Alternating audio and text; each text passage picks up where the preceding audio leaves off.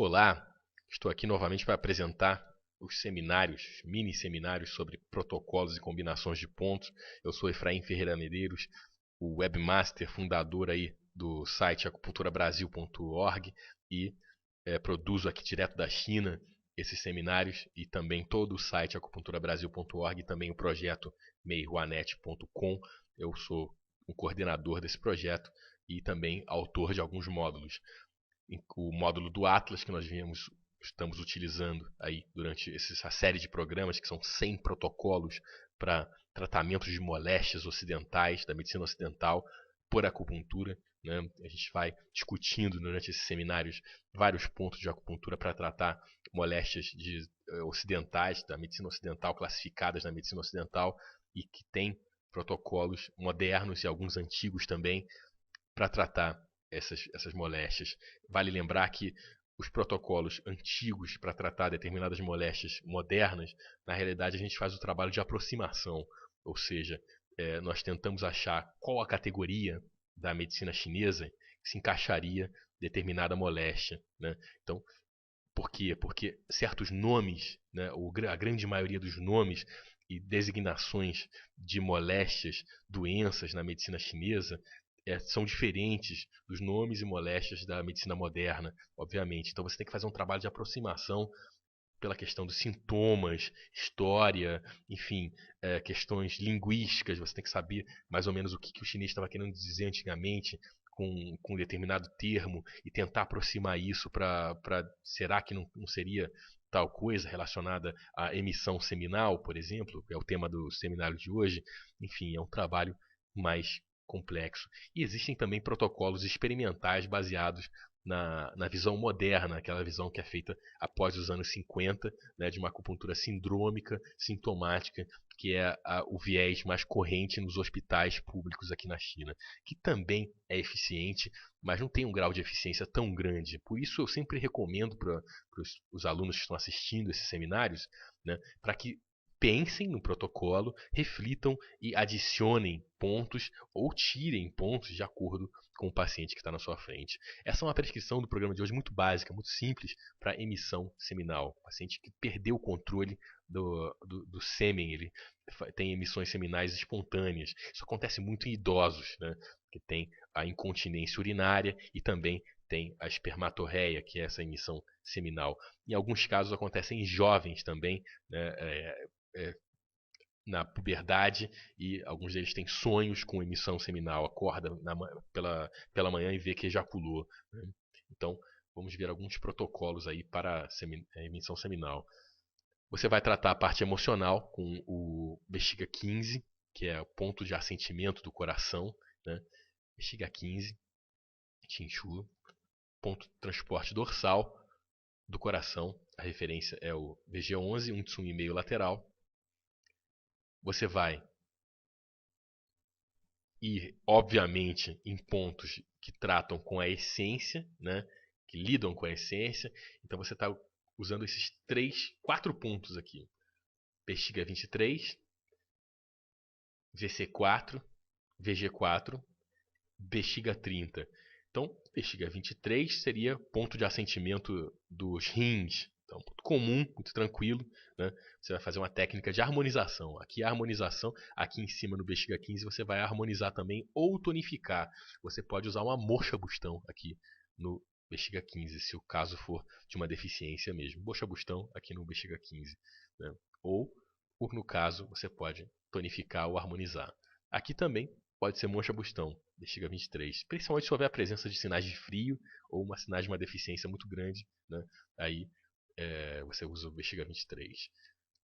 VC4 e VG4 também pode ser em moxa. Moxa-bustão nesses dois aqui. VC4 é o portão da fonte, Quan Yuan. Yuan seria a energia Yuan, a energia fonte, a energia primordial. E esse Guan seria portão. Esse Guan está presente em outros pontos famosos também, que seria aquele Nei Guan, o CS7, o CS6, ou pericárdio 6, né? Nei Guan, e o Wai Guan, que seria o TA5.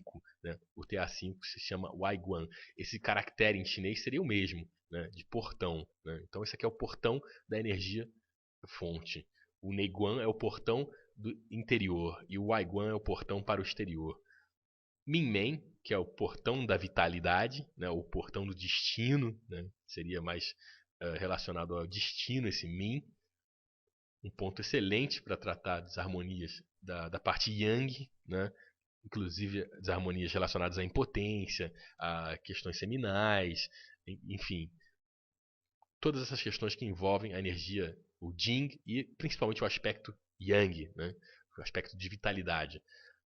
Bai Huan Shu, ponto curioso, né, é o Bexiga 30. Esse Bai Huan significa anel branco em chinês.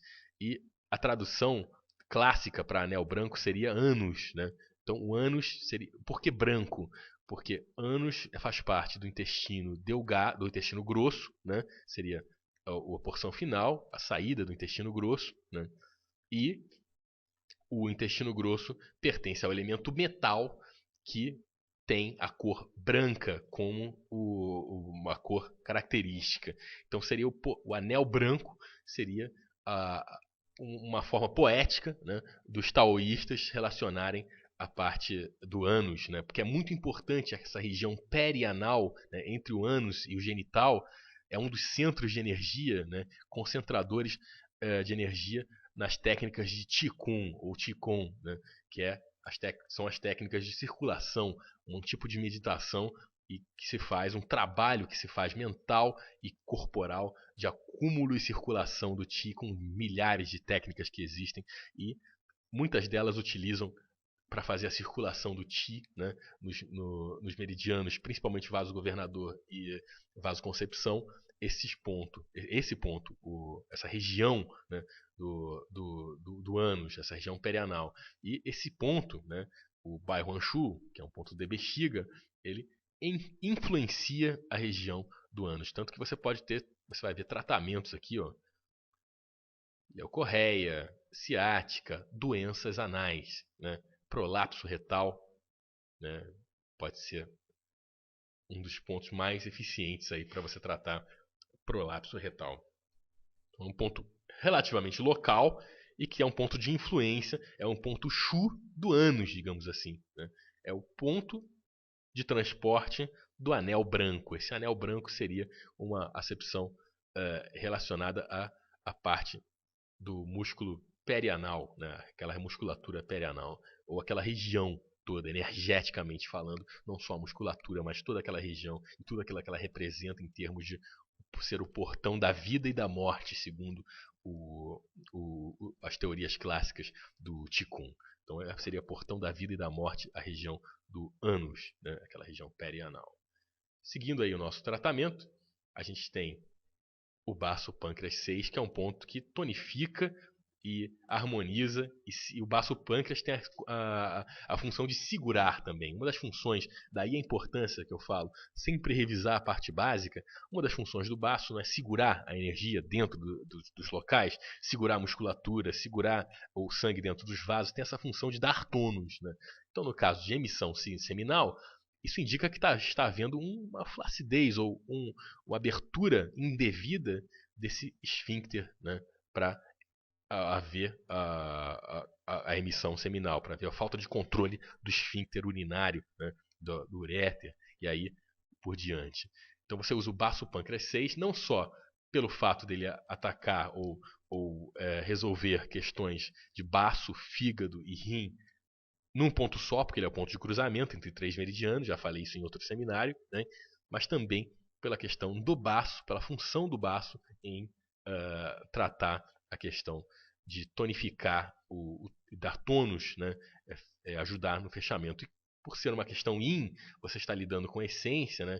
Essência seminal, aí você vai em um ponto yin, que é o baço pâncreas. Você poderia também ir no estômago 36, fazer harmonização no estômago 36, não tonificar. Porque você tonificando, você vai dar um estímulo para a circulação aumentar, a circulação de Qi. Você pode piorar o caso, né? Então você preferencialmente vai em pontos de baço pâncreas, né? Pontos relacionados ao rim. Um outro ponto que poderia entrar aqui seria o R3, né, nesse protocolo.